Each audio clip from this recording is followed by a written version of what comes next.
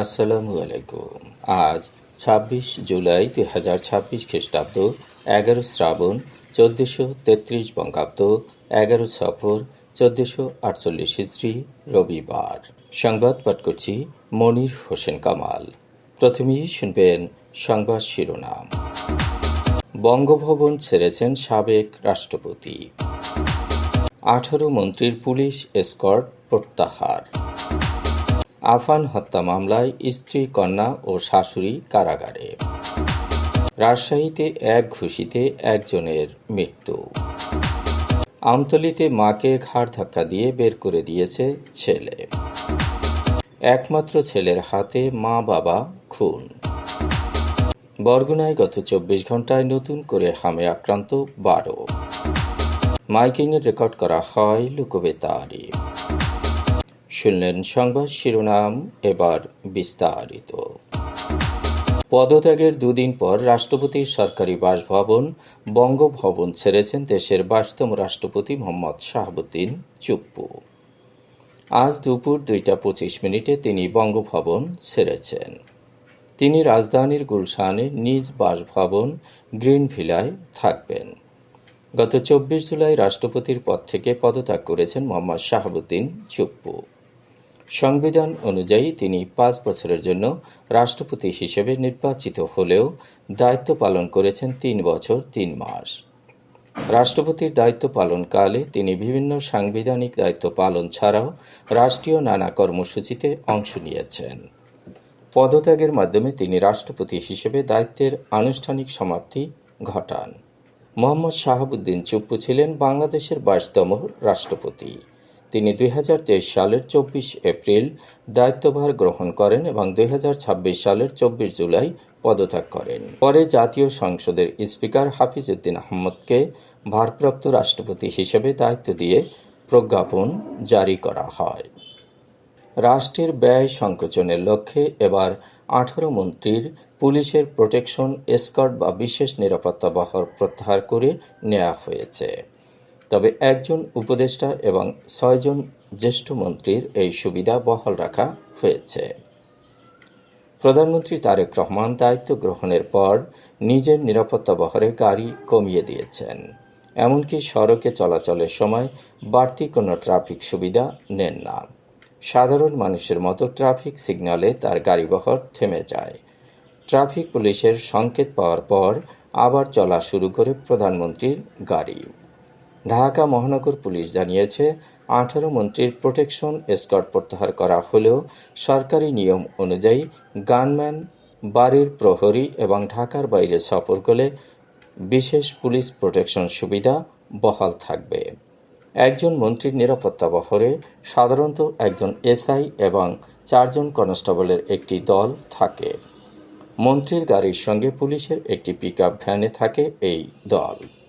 গাড়ির জ্বালানি খরচ ও তাদের বেতন ভাতা সরকারি কোষাগার থেকে দেয়া হয়। জ্বালানি সংকট মোকাবেলা, রাষ্ট্রের ব্যয় সংকোচ, পুলিশের জনবল ও যানবাহনের ঘাটতি মেটাতে এই সিদ্ধান্ত নিয়েছে সরকার। বরগুনায় আফান হত্যা মামলায় স্ত্রী, কন্যা ও শাশুড়িকে কারাগারে পাঠানো হয়েছে। গতকাল তাদেরকে পুলিশ আটক করে।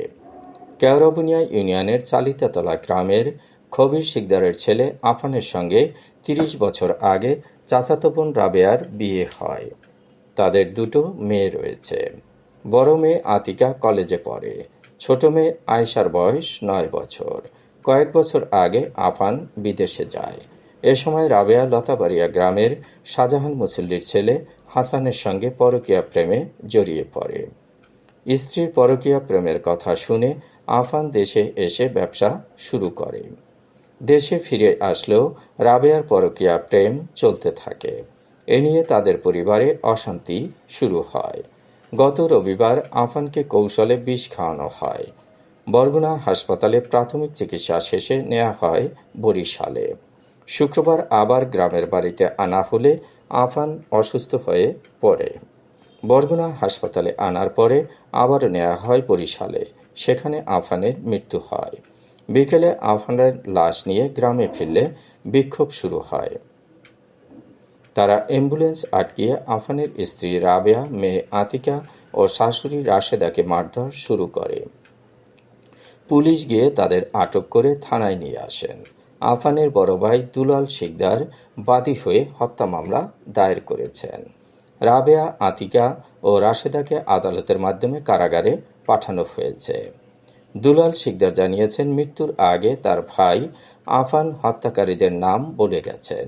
আসামিরা আফানকে জোর করে বিষ খাইয়েছে বলে মামলার অভিযোগে উল্লেখ করা হয়েছে।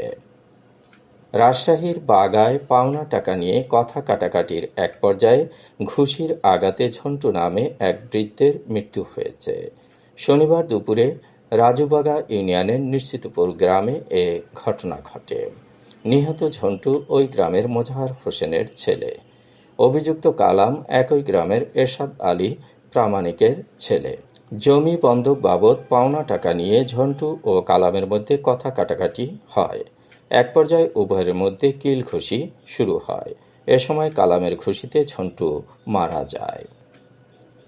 আমতলীতে মাকে ঘাড় ধাক্কা দিয়ে ঘর থেকে বের করে দিয়েছে ছেলে ও পুত্রবধূ।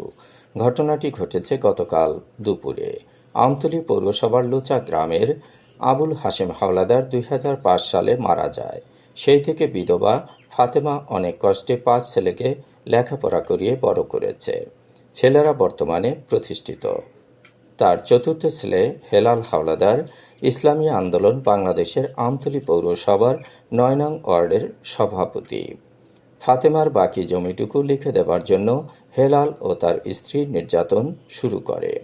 গতকাল তারা 80 বছরের ফাতেমাকে ঘাড় ধাক্কা দিয়ে ঘর থেকে নামিয়ে দিয়েছে। চট্টগ্রামের আনোয়ারা উপজেলায় একমাত্র ছেলের এলোপাতাড়ি ছুরিকাঘাতে মা বাবার মৃত্যু হয়েছে। এ ঘটনার পর নিজের ঘর থেকে ঘাতক ছেলেকে আটক করেছে পুলিশ।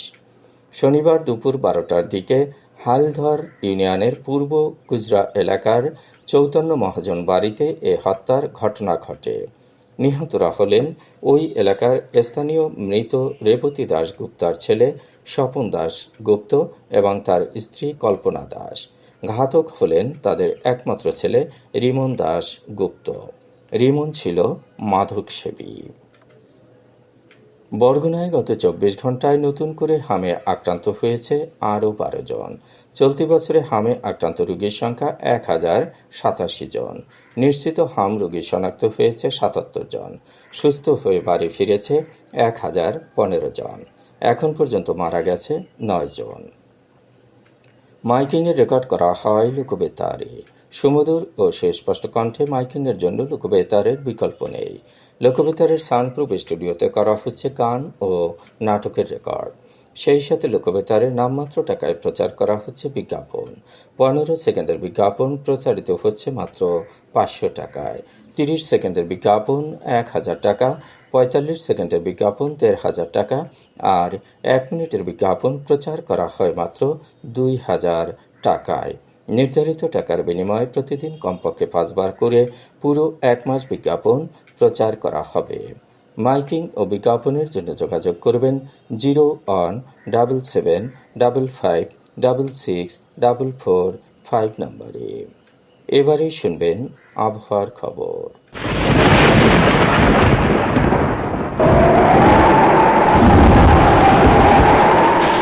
উত্তর পশ্চিম বঙ্গোপসাগর এবং তৎসংলগ্ন গাঙ্গেয় পশ্চিমবঙ্গ উপকূলীয় এলাকায় অবস্থানরত লঘুচাপটি ঘনীভূত হয়ে সুস্পষ্ট লঘুচাপ আকারে উত্তর পশ্চিম বঙ্গোপসাগর ও তৎসংলগ্ন উড়িষ্যা পশ্চিমবঙ্গ উপকূলে অবস্থান করছে।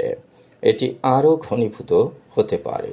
এর প্রভাবে সমুদ্র বন্দরসমূহ উত্তর বঙ্গোপসাগর ও তৎসংলগ্ন বাংলাদেশের উপকূলীয় এলাকার উপর দিয়ে ঝোড়ো হাওয়া বয়ে যেতে পারে। মৌসুমী বায়ুর অক্ষের বর্ধিতাংশ রাজস্থান, মধ্যপ্রদেশ, উত্তরপ্রদেশ, বিহার সুস্পষ্ট লঘুচাপের কেন্দ্রস্থল ও বাংলাদেশের দক্ষিণাঞ্চল হয়ে আসাম পর্যন্ত বিস্তৃত রয়েছে। মৌসুমী বায়ু বাংলাদেশের উপর মোটামুটিভাবে সক্রিয় এবং উত্তর বঙ্গোপসাগরে প্রবল অবস্থায় রয়েছে। খুলনা, বরিশাল, চট্টগ্রাম ও সিলেট বিভাগের অনেক জায়গায় এবং রাজশাহী, রংপুর, ময়মনসিংহ ও ঢাকা বিভাগের কিছু কিছু জায়গায় অস্থায়ীভাবে দমকা হাওয়া সহ হালকা থেকে মাঝারি ধরনের বৃষ্টি অথবা বজ্রসহ বৃষ্টি হতে পারে। সেই সাথে সারা দেশের কোথাও কোথাও মাঝারি ধরনের ভারী বর্ষণ হতে পারে। সারা দেশে দিন এবং রাতের তাপমাত্রা একরকমই থাকতে পারে। আজ দেশের সর্বোচ্চ তাপমাত্রা ছিল তেঁতুলিয়ায় 35.8 ডিগ্রি সেলসিয়াস এবং সর্বনিম্ন তাপমাত্রা ছিল রাঙামাটিতে 24.2 ডিগ্রি সেলসিয়াস। বরগুনার সর্বোচ্চ তাপমাত্রা 31.5 ডিগ্রি সেলসিয়াস, সর্বনিম্ন 26.5 ডিগ্রি সেলসিয়াস। আগামীকাল সূর্যোদয় হবে ভোর 5:26। সংবাদ শেষ করার আগে শিরোনামগুলো আবার পড়ছি। বঙ্গভবন ছেড়েছেন সাবেক রাষ্ট্রপতি। 18 মন্ত্রীর পুলিশ এসকর্ট প্রত্যাহার। আফান হত্যা মামলায় স্ত্রী, কন্যা ও শাশুড়ি কারাগারে। রাজশাহীতে এক ঘুষিতে একজনের মৃত্যু। আমতলীতে মাকে ঘাড় ধাক্কা দিয়ে বের করে দিয়েছে ছেলে। একমাত্র ছেলের হাতে মা বাবা খুন। বরগুনায় গত 24 ঘন্টায় নতুন করে হামে আক্রান্ত 12। মাইকিংয়ে রেকর্ড করা হয় লোকবেতারে। সংবাদ শেষ করার আগে জানিয়ে দিচ্ছি লোকবেতারে সংবাদ জানানোর মোবাইল নম্বর। আপনার এলাকার গুরুত্বপূর্ণ সংবাদ জানাতে ফোন করুন 0-17755664445 নম্বরে। আর লোকবেতারের সাথে যুক্ত হয়ে গান শুনতে চাইলে SMS করুন 01782973478 নম্বরে। মোবাইল করবেন 0-95943854 নম্বরে। বিশ্বের সব জায়গা থেকেই শুনতে পারবেন লোকবেতার। লোকবেতার FM.org ওয়েবসাইটের মাধ্যমে শুনুন সরাসরি অনুষ্ঠান। সংবাদ পাঠ এখানেই শেষ করছি।